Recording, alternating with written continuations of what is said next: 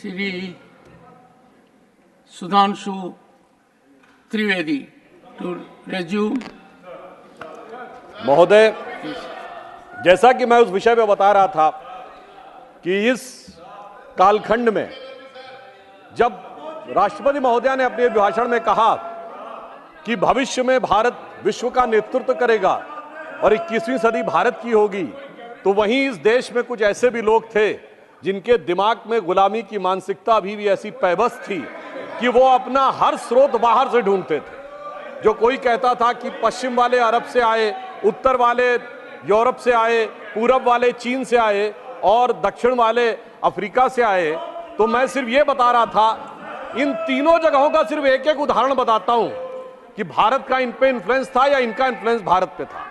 जो मैंने बताया कि अरब के लिए अरब के तमाम हिस्टोरियन, जिसमें इब्न असीर, इब्न अल खल्दूम ने लिखा है अजीदुल इल्मीन इल बिलादुल हिंद, ये अरबिक का वर्ड है जिसका मतलब होता है कि हिंद यानी भारत से cool bridge of knowledge and wisdom आती। वो भारत को मानते थे कि हमने ज्ञान यहां से सीखा है और ये कहते हम वहां से आए।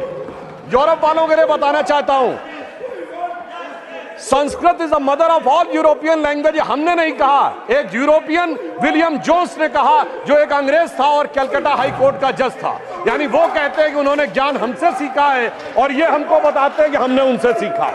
ये गुलामी की मानसिकता है। और मैं बताना चाहता हूं हमारे विरोधियों को चाइना के बारे में एक फैक्ट है जो शायद हमारे बहुत से लोगों को ना पता हो। चाइना की संस्कृति में भारत का प्राचीन नाम जानते क्या है? मैं सभी सदस्यों को आपके माध्यम से अवगत कराना चाहता हूं। एंशिएंट चाइनीज में भारत को कहते हैं टियानजाओ, TIANZHOU। कोई जाके चेक कर ले कि चाइनीज भाषा में टियान का मतलब क्या है और जाऊ का मतलब क्या है। जाऊ का मतलब होता है केंद्र, जैसे हमारे यहाँ पुर है, नागपुर, कानपुर, जयपुर, वैसे ही वहां हुआनजाऊ, गुआनजाऊ होता है। और टियान का मतलब होता है स्वर्ग। यानी चाइना मानता था कि India is the centre of haven और यह कहते हमने चीन से सीखा है। इसलिए मैं कहना चाहता हूं, अंग्रेज चले गए मगर अंग्रेजियत अभी तक नहीं गई। जिसके लिए हम लोग कभी बोलते थे कि अंग्रेज बेचारे चले गए भारत को देकर आजादी, पर अभी तक तुम गई नहीं चर्चिल दादा की परदादी। यानी अंग्रेज चले गए, अंग्रेजियत नहीं गई। इसलिए मैं इन लोगों के लिए कहना चाहता हूं कि इनके दिमागों में अभी भी वो गुलामी की मानसिकता भरी है कि न संयम व्यवस्था न एकात्मता है, भरी है अभी तक मनों में गुलामी। और वही राग अंग्रेजियत का पुराना सुनाते अभी लोग नामी ग्रामी। ये लोग उसी अंग्रेजियत के राग में फंसे हुए हैं। परंतु सभापति महोदय ने जो ये बात बताया कि भारत का एक परिवर्तन का समय आ रहा है, तो प्रधानमंत्री जी ने उसको किस रूप में आगे बढ़ाया है, मैं ये बताना चाहता हूं। यदि भारत को विश्व का नेतृत्व करना है तो नई टेक्नोलॉजी के साथ आगे बढ़ना होगा। हम विश्व की सबसे प्राचीन सभ्यता भी हैं और सबसे युवा देश भी हैं। तो डिजिटल टेक्नोलॉजी आज फ्यूचर की होने वाली टेक्नोलॉजी, इसमें कहीं किसी प्रकार का कोई कंफ्यूजन होने की संभावना नहीं है। और आप देखिए कि हमारी सरकार आने के बाद प्रधानमंत्री जी के नेतृत्व में किस ढंग से सिस्टमेटिकली उसमें मामला आगे बढ़ा। इंटरनेट के यूजर्स 2014 में 24 करोड़ थे और अब 82 करोड़ हो गए। 3 गुनी संख्या बढ़ी है। 2023 का आंकड़ा है। Phone 1.2 billion mobile phone handset के यूजर्स हो गए हैं और 67 करोड़ स्मार्टफोन के यूजर्स हो गए हैं। एवरेज स्पीड ऑफ इंटरनेट जो इनके जमाने में 1.7 मेगाबाइट पर सेकंड होती थी, वो अब 30 मेगाबाइट पर सेकंड है। और सभापति महोदय, इतना ही पर्याप्त नहीं होता है। डाटा की स्पीड के साथ डाटा की कॉस्ट भी कम होनी चाहिए। और 1 GB डाटा की कीमत इनके जमाने में 270 रुपए थी और वो अब घटकर 19 रुपए हो गई है, यानी 25 गुना कम किया है। ये जरूरी था कि भारत को अगर डिजिटल ट्रांसफॉर्मेशन में आगे बढ़ना है, और तब हम जाके डिजिटल ट्रांसफॉर्मेशन में 46% वर्ल्ड के हिस्से के साथ आगे बढ़ रहे हैं। और इसीलिए मोबाइल फोन के प्रोडक्शन में भी हमने लंबी छलांग मारी है। 2014 में मोबाइल हैंडसेट बनाने की केवल 2 फैक्ट्रियां थी, आज 200 से अधिक फैक्ट्रियां हैं और 4,10,000 करोड़ रुपए के मोबाइल हैंडसेट आज मैन्युफैक्चर हो रहे हैं। और जो भारत में मैन्युफैक्चर होने वाले 100% भारत में कंज्यूम भी हो रहे हैं। इनोवेशन इंडेक्स में भारत 78वें स्थान से 40वें स्थान पर पहुंच गया है। और पेटेंट जो 2014 में 4000 थे, आज 41,000 पेटेंट हो गए। और महोदय, मैं ये बताना चाहता हूं, जब हम टेक्नोलॉजी में आगे बढ़ रहे हैं तो विश्व में भी हम किस रूप से हमारी स्वीकार्यता आगे बढ़ रही है। आज सक्षम विदेश नीति के द्वारा प्रधानमंत्री जी के नेतृत्व में, और यहां विदेश मंत्री जी स्वयं बैठे हुए हैं, भारत उस मुकाम तक पहुंचा है कि रशिया कहता है India is our traditional ally और अमेरिका कहता है India is our strategic ally. और यह बात सिर्फ बयानों तक सीमित नहीं है। रशिया से हमने S-400 एंटी मिसाइल सिस्टम लिया है जो रूस ने किसी को नहीं दिया, और अमेरिका से हमने प्रीडेटर ड्रोन लिए हैं जो नाटो के बाहर उसने किसी को नहीं दिए। आप सोचिए यह सक्षम विदेश नीति क्या संभव है कि रूस और अमेरिका दोनों अपने सबसे सक्षम हथियार भारत को देने के लिए तैयार हो। और मैं एक वाकया बताना चाहता हूं, हमारे विरोधी विदेश नीति को हमारी डोमेस्टिक पॉलिटिक्स के चश्मे से देखते रहते हैं और उसमें देश का नुकसान होता रहता था। कोई इजराइल जाता था तो फिलिस्तीन नहीं जाता था, फिलिस्तीन से बात करेगा तो इजराइल से बात नहीं करेगा। पर मैं एक घटना बताना चाहता हूं, माननीय प्रधानमंत्री महोदय जब फिलिस्तीन जा रहे थे तो वो जॉर्डन में रुके और जॉर्डन के शाह ने कहा कि वो उनके पर्सनल हेलीकॉप्टर में उनको भेजेंगे पैलेस्टीन। उल्लेखनीय बात यह है कि जॉर्डन के शाह हुसैन प्रोफेट मोहम्मद की डायरेक्ट डिसेंडेंसी में है, एक ही परिवार है जो प्रोफेट मोहम्मद की डायरेक्ट डिसेंडेंसी में है। और आप सोचिए, जॉर्डन का प्लेन था, हेलीकॉप्टर जा रहा था पैलेस्टीन और उसको एस्कॉर्ट कर रहे थे इजराइल के फाइटर्स। आप सोचिए, इजराइल और फिलिस्तीन कभी किसी एक देश के साथ अगर एक रूप में कभी हुए हो तो वो प्रधानमंत्री श्री नरेंद्र मोदी जी के नेतृत्व में।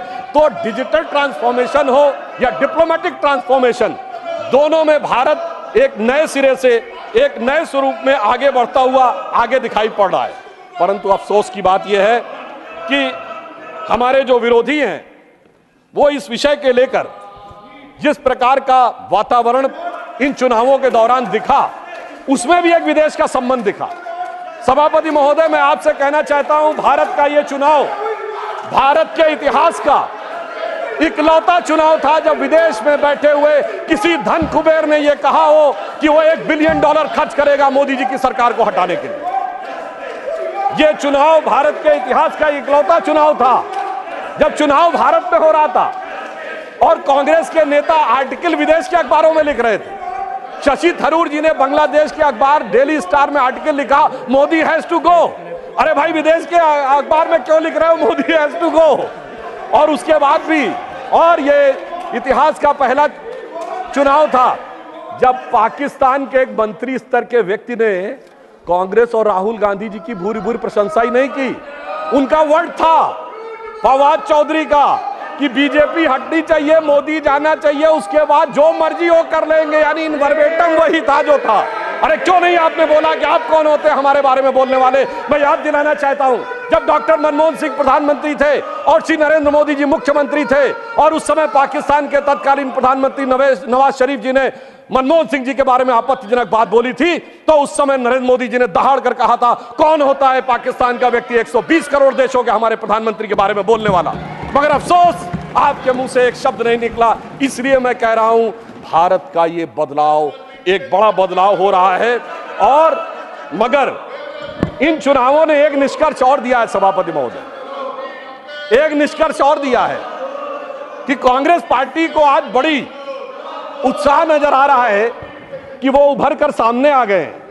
मगर महोदय, एक बात ध्यान देने योग्य है इस चुनाव में कि जहां हमारा और कांग्रेस का मुकाबला था वहां तो कांग्रेस कुछ नहीं कर पाई, अपने सहयोगियों के कंधे पे चढ़ के बहुत कुछ प्राप्त किया है। उत्तर प्रदेश में आज समाजवादी पार्टी और कांग्रेस एक साथ आए हैं, तो मैं सिर्फ इतना कहना चाहूंगा कि ये लोग जिस वोट बैंक के चक्कर में साथ साथ आए हैं वो एक के लिए बड़ा चिंता का सबब बनने वाला है। महोदय, ये कुछ हिंदी फिल्मों की पुरानी स्टोरी की तरह है कि पुराना आशिक लौट के आ रहा है।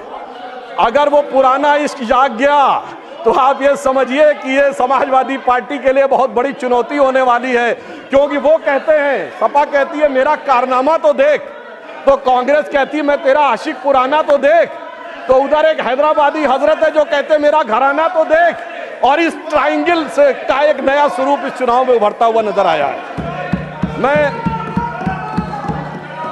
एक विषय और कहना चाहूंगा, इस चुनाव में चुनावी प्रक्रिया को लेकर जिस प्रकार के आक्षेप आरोप लगाए गए, आज मैं अपेक्षा करूंगा कि कांग्रेस पार्टी के वरिष्ठ नेता इस बात के लिए माफी मांगे कि उन्होंने विदेश की धरती पर जा कहा था कि democracy in India has finished. उन्होंने ये कहा था कि जुडिशियल प्रोसेस समाप्त हो गया है। अब उसी डेमोक्रेसी के चलते हुए आपकी अनेक सरकारें बनी हैं और आप अपने को हार के भी जीत की बात कह रहे हैं। इसका अर्थ यह हो गया बहुत स्पष्ट रूप से कि अपने राजनीतिक नफे नुकसान के तराजू पर तौलकर आप देश की गरिमा को गिराने का प्रयास भविष्य में न करें। और नीट के विषय में भी एक बात कहना चाहता हूं सभापति महोदय, नीट को लेकर हमारी सरकार पूरी तरह संवेदनशील भी है और सतर्क भी है। हमारे शिक्षा मंत्री जी ने कहा किसी एक भी बच्चे के साथ अन्याय नहीं होने देंगे, मगर मैं इनसे पूछना चाहता हूं, जब एनटीए के चीफ को हटा दिया गया, जांच कॉन्स्टिट्यूट हो गई, मामला सर्वोच्च न्यायालय में विचाराधीन है, तो ये क्या अपने को सर्वोच्च न्यायालय के विजडम से ऊपर समझते हैं? यदि विषय सर्वोच्च न्यायालय में विचाराधीन है तो उससे पहले इस प्रकार का वातावरण बनाना, इसका अर्थ यह हो गया कि यदि न्यायालय उस पर टिप्पणी देने जा रहा है मगर हम उससे पहले उसके ऊपर विवाद करना चाहते हैं। और मैं ये भी बताना चाहता हूं कि महोदय, आज जो लोग बोल रहे हैं, राजस्थान में 1.5 दर्जन पेपर लीक आउट हुए थे, हमारी सरकार ने तो संवेदनशीलता की बात कही। उनके मुख्यमंत्री का एक चर्चित बयान आया था, मैं तो जादूगर हूं, मैं सब कुछ ठीक कर दूंगा, मुझे सब कुछ पता रहता है। इसलिए मैं ये बताना चाहता हूं कि छात्रों के विषय को लेकर हमारी सरकार पूरी तरीके से संवेदनशील है और पूरी तरीके से सतर्क है, और शिक्षा मंत्री ने भी यह बात बिल्कुल स्पष्ट की है। अंत में मैं ये कहना चाहता हूं सभापति महोदय कि राष्ट्रपति महोदया ने यह बताया कि हमारी सरकार ने क्या काम किए और अमृतकाल में आगे क्या काम करने जा रहे हैं। उन्होंने यह शब्द प्रयोग किया था अपने अभिभाषण के अंतिम चरण में कि 25 वर्ष का यह अमृतकाल है, यह भारत का वो आधार बनाएगा जो आने वाले 1000 वर्ष तक भारत के भविष्य का निर्धारण करेगा। इसका अर्थ क्या हुआ कि हमारा 10 साल का परफॉर्मेंस है, 25 साल का प्रोग्राम है और 1000 साल की दृष्टि है, और हम 10,000 साल पुराने भारत से भी प्रेरणा लेते हैं। यानी हमारी सोच चुनाव मूलक नहीं है, सभ्यता मूलक है। Our vision is not electoral, it is civilisational. इसीलिए हम 1000 साल आगे के भारत के भी सोचते हैं। इनको कोई फर्क नहीं पड़ता 20 साल बाद क्या होगा, 25 साल बाद क्या होगा, पर हम 1000 साल आगे के भारत के बारे में सोचते हैं, 25 साल के आगे के भारत के बारे में योजना बनाते हैं और हजारों साल पहले के भारत से प्रेरणा लेते हैं। और इसलिए मैं ये कहना चाहूंगा कि हमारे विरोधी चाहे जो भी कर ले, मगर सभापति महोदय, जो हमारी राष्ट्रपति महोदया ने कहा था कि सब लोग आए, मैं इनसे अनुरोध करूंगा, आइए, साथ में मिलिए, साथ में विचार करिए और उसके बाद एक साथ देश के विकास के लिए आगे बढ़िए। अभी जो आपको प्राप्त हुआ है इसको मंजिल समझिए नहीं, अभी हम सबको मिलकर देश के लिए बहुत आगे चलना है। और मैं अंत में एक वाक्य जरूर कहना चाहूंगा, 21वीं सदी भारत की होगी, इसमें कोई संदेह नहीं है, और इस प्रकार के वाद विवाद के बावजूद होती रहेगी, इस प्रकार के वितंडावाद के बावजूद हम आगे बढ़ते रहेंगे और यह उसी विचार को लेकर आगे बढ़ेगी। राष्ट्रपति महोदया ने यह बात भी बताई कि आज दुनिया में संघर्ष है, आज दुनिया में सभ्यताओं के संघर्ष की बात कही जाती है, और उस संघर्ष का समाधान कौन देगा? सिर्फ भारत से, जहां पर कि सभ्यताओं के समन्वय का आधार बनता है, और उस सभ्यताओं के समन्वय का आधार भारतीय संस्कृति और हमारे हिंदू धर्म की वह अवधारणा ही बनेगी जिससे लड़ने का संकल्प आप लेते हैं। इसलिए 21वीं सदी का भारत आगे बढ़कर उठने जा रहा है। We are all set to rise, not to dominate the world but to motivate the world. हम विश्व को दबाने के लिए नहीं, विश्व के बंधु बनने के लिए आगे बढ़ रहे हैं, और उस विचार से आगे बढ़ रहे हैं जो हजारों वर्षों की हमारी प्रेरणा है।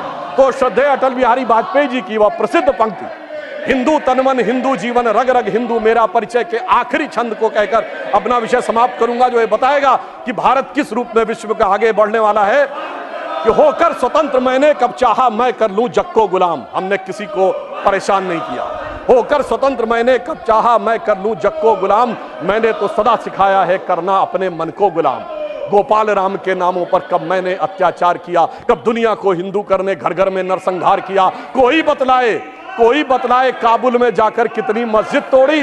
भूभाग नहीं शत शत मानव के हृदय जीतने का निश्चय, हिंदू तन मन हिंदू जीवन रग रग हिंदू मेरा परिचय। इसलिए अंत में एक और कहता हूं, इसलिए आश्वस्त रहिए, आप चाहे या ना चाहे, अरुण गगन पर महाप्रगति का अब ये मंगल गान उठा, करवट बदला अंगड़ाई ली सोया हिंदुस्तान उठा। धन्यवाद।